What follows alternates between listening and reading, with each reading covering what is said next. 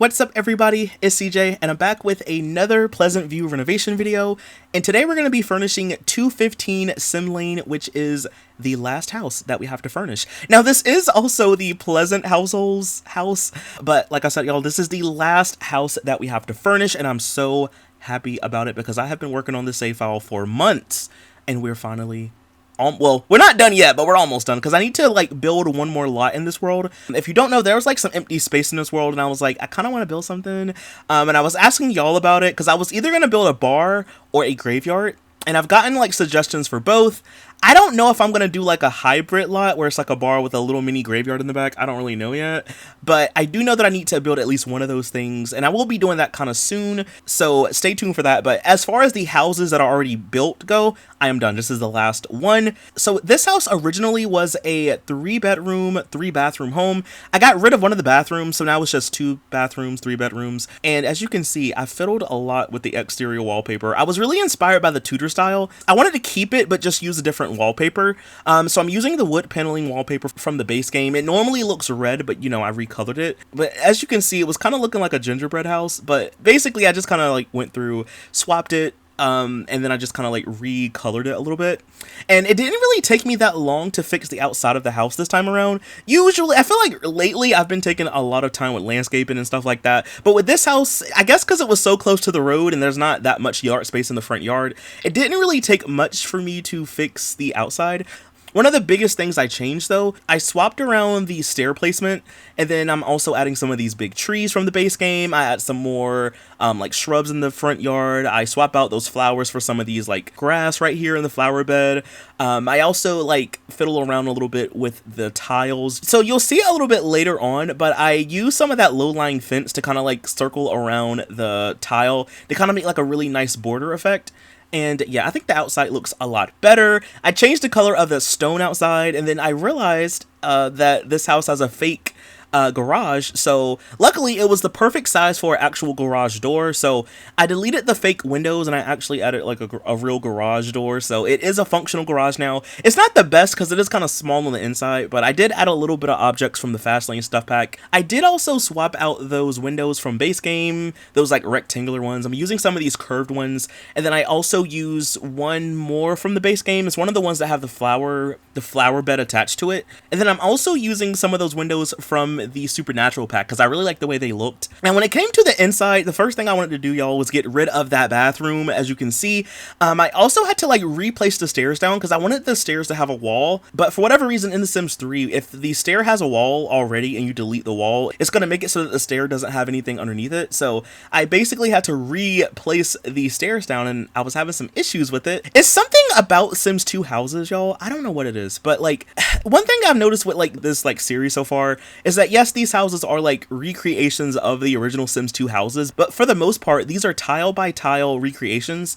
A lot of the Sims 2 builds are nice enough on the outside, but the inside is just and it's not even like the furnishing style or the color scheme, it's more so like the floor plan. I've noticed that a lot of these houses have really weirdly shaped rooms where it's like zigzagged, or it's just not efficient. And you'll see what I mean in a little bit when you go upstairs, but it's just not efficient. It's weird. It's giving like kind of when, like for me, for example, when I first learned how to build in The Sims back in the day, I used to make builds that were a lot bigger than they needed to be, and then I had a hard time trying to fill in space, and I had a big issue with trying to fill up all that space, you know, in those big houses. So I would just make random rooms, you know, and that's kind of like the vibe I get from some of these. It's just like they're just trying to make like random rooms or something. I don't know, it's weird. But anyway, we are now inside the house. As you can see, I wanted to just go ahead and just like recolor everything, you know. I kind of go for like a white and brown kind of color scheme. I don't know why, y'all, but that is kind of like the vibe that I've been doing lately, so we're gonna run with it. But I think it really worked with this house. Like the Pleasant house in general just gives off big Y2K energy to me, so I kind of wanted my furnishing style to kind of replicate that a little bit. So you know, I kept Daniel's workout corner, you know, back there beside the stairs. So I gave him a pull-up bar as well. There's also a computer desk just to kind of fill up some space. I added a little sitting area by the front door for the kitchen. I actually like the layout of this house. I did change, you know, like the bathroom, but for the most part, I liked the layout. So I didn't really like delete any of the walls or anything like that. I did take away the fireplace because it was just too big and I couldn't move it like I wanted it to. And then this house already had a fireplace on the other side. So I got got rid of one of the fireplaces. I did swap out those original windows with that big one from the Supernatural pack. For the kitchen section, I kept the same countertops, I just recolored them. I made them brown. I'm keeping the appliances as well, so the stove and the fridge and the trash compactor, all of that stays. I just realized too that that is a trash compactor and not a dishwasher, so you also have a trash compactor and you have a trash can, so I probably will like delete one of them. And then at first I wanted to have like a little island countertop like section for this part, but then I was like, maybe that's just too much. So instead I used a really big kitchen table. It's the rounded one with the glass, you know, from the base game. So I'm using that one with the matching chairs. I put a little china cabinet from the Supernatural pack in here as well. I put a rug underneath it. And I just think that this little room is so cozy, and I like the double archways. Like, normally I don't do that in The Sims, but I kind of liked it for this house. Like I said, y'all, I didn't really have to change that much for this house. Like, yeah, I changed the wallpaper and stuff, and I like redid some landscaping and stuff, but like for the most part, the house is good. It's just the upstairs that I don't really like that much, but we'll talk about that, like I said, in a little bit. But yeah, we're almost done with this little kitchen section. I did put a little bookshelf in the nook space just to, you know, have something there, and I noticed that there was not that many bookshelves on the first floor, so I did add one. So now we move on to the living room, and I really debated on tearing down this wall to kind of make it more like open, but then I was like, no, we might as well just make it closed. There was a door that led from the living room to the bedroom. I got rid of it because I thought it was kind of redundant, you know, and I don't want to have the living room be like a big wraparound. I used the couches from the Ambitions pack, and I have been using those a lot lately if you've been looking at some of my recent videos, but I just like them. They're square, they're nice. I'm using that really big TV from the Outdoor Living Stuff pack, and I don't know why, but I just kind of feel like this is something that like Daniel would want, like a really big TV to just like, you know, show off to people. If anyone is like my age or older, then you remember like a lot of people used to have those really big like widescreen TVs in their houses. So I kind of feel like this is kind of something that he would want, you know, just to like show off. I feel like maybe at nighttime he's like watching a movie or something in here and he has like the windows open so people can see the big TV. Like, I just get that vibe from him, you know what I'm saying? Like, he just likes to show off. That's the vibe I get. I'm also adding a little dresser over here by the windows. I'm using these blinds from the Ambitions pack as well, and then I am using the Sims 3 tool mod to raise them up a little bit. And like I always say, you do not need to have the Sims 3 tool mod installed to download this house, but if you're wondering how I was able to raise up the curtains, that's how. It's the tool mod. And I'll leave a link down below if you want to check it out though. So we now move on to the bedroom. Now I like the original color scheme. It was kind of like a green with like pinstripes, so I just swapped out the wallpaper, but I kind of made it similar, and I really like that green color scheme in here. I thought it looked kind of relaxing and it kind of blended in a good way, so I am using some of those ideas. So I use the same bed, but I just recolor the bed sheet a little bit. I keep those wall lights. I'm using the end tables from the Seasons pack, and then this bedroom has an ensuite. So I just recolored the floor in the bathroom a little bit just to kind of be like brown and white, you know. I didn't really do too much in the bathroom. I did swap out the old toilet from the base game for another one from the base game, and then I added a little picture on the wall. I do change the wallpaper in the bathroom as well, and then I also add this really nice painting from Supernatural. I know that it's the one that changes on its own, but like you probably won't be able to see it anyway, seeing as how it was on the opposite wall. I just like the way it looked, and it kind of blended in with the room a little bit, you know. And then I also include a dresser and mirror in here as well. I also realized, y'all, that I did not have a sink in the kitchen, so I had to like go back and add a sink in the kitchen. I'm also adding a countertop in the bathroom as well. I got rid of the pedestal sink, and like I said, I did swap out that old toilet for one of the, well, this one's kind of like an older style toilet. It's slightly better than the one from base game, you know. And then I'm also just going in now and just adding a little painting. And now we move on to the upstairs. So as y'all can see, this upstairs part is horrible. I don't know what was going on. The slanted bathrooms, the rooms are oddly shaped. I'm gonna be honest, the rooms are still gonna be oddly shaped. I kind of feel bad for like Angela though, because her bedroom is smaller, and no matter what I did, it was gonna be smaller than her sister's room, which sucked. And then I had to even make, like, you'll see a little bit later that I made her room a little bit bigger, but I had to go back and make it smaller because it was kind of clipping through the roof, and I didn't really like how it looked. So yeah, her bedroom, I feel like she got the short end of the stick when it came to like the bedroom situation. So the first thing I do is I tackle the bathroom. So instead of it being a blue and white tile, I made it like a green and white tile, like a more like neutral color. Same thing with the wallpaper. I swap it out to be green. I took away the tub for a shower tub combo. I took away the pedestal sink, and I'm using some of those countertops from downstairs. At first I used 3 of them, but then I didn't really like how it took up so much space, so I just settled for 2 with move objects turned on.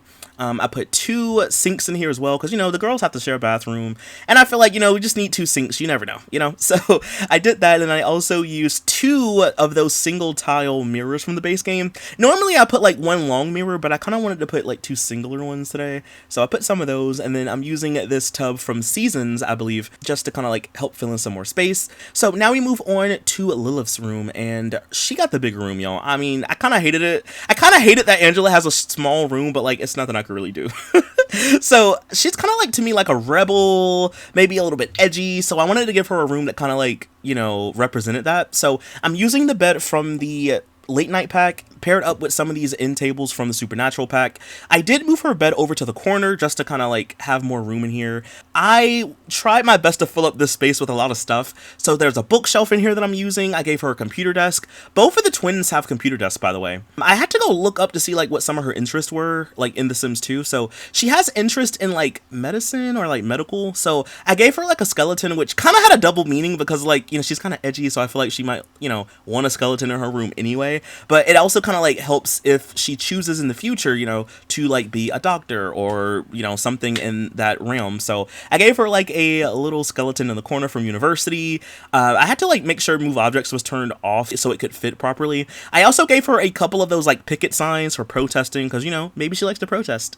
I gave her a little guitar in here as well. And then I gave her like a little wanted poster because she also has interest in criminal, like, or being like a criminal. So I gave her like a little wanted poster. She has like a little rebel, a flag above her bed. I was really just trying to be as thoughtful as I could be for her room. I gave her a little chair from late night as well. And then I also gave her a rug just to kind of fill in some space. She has like a little figurine on her nightstand as well. I go in and I add a lot of posters and pictures on the wall. So we have a movie poster. There's also like a little band picture as well, you know. And then I also gave her some spooky curtains. So now we move on to Angela's room. I knew for a fact though that I wanted her room to be bright and colorful and pink. So I swapped out her old setup for a new one. She has a different desk and computer. She also has a little chair. I gave her a bookshelf, and then I had to go look up what her interests were as well. So for her, she has interest in politics and also like the environment or eco.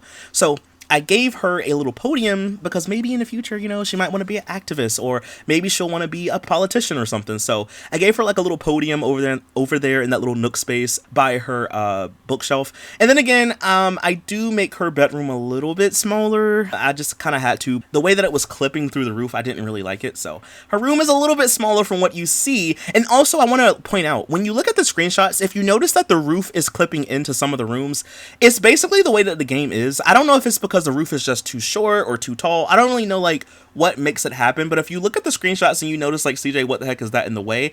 It's the roof. It's clipping through the build. When you play here, you won't see it. It's just whenever you go into like tab mode and try to take screenshots, it shows up. So I just kind of wanted to point that out in case you were wondering like what the heck is going on, you know. It's just The Sims 3, you know, like there's a lot of things about The Sims 3 that you just have to just kind of let go, you know. But in all, that's pretty much everything for her room. And now we move on to the backyard. So I get rid of the swing set, and then I kind of just pave a lot of the backyard space in. I got rid of that old fence for this low-lying one, and like I said, y'all, you'll see that I went back and I kind of like used this low-lying fence all around the tile, like as you can see right now, and I thought it just looked so much better this way, and it just made it look a lot more detailed, you know.